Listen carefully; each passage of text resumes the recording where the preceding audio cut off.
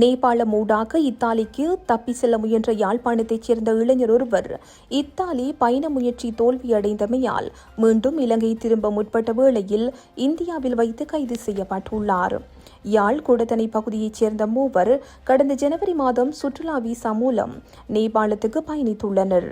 அங்கிருந்து போலி கடவுச்சீட்டுகளை பயன்படுத்தி இத்தாலிக்கு செல்வதே இவர்களது திட்டமாக இருந்துள்ளது. நேபாளத்தில் வைத்து போலி கடவுச்சீட்டுகளை பெற்று இத்தாலிக்கு பயணிக்க முற்பட்ட போது அவர்களில் இருவர் அந்த நாட்டு பாதுகாப்பு பிரிவினரால் அடையாளம் காணப்பட்டு கைது செய்யப்பட்டனர். இதையடுத்து அவர்களுடன் சென்ற மற்றொரு இளைஞர் அங்கிருந்து தப்பி இந்தியாவுக்குள் சட்டவிரோதமாக நுழைந்துள்ளார்.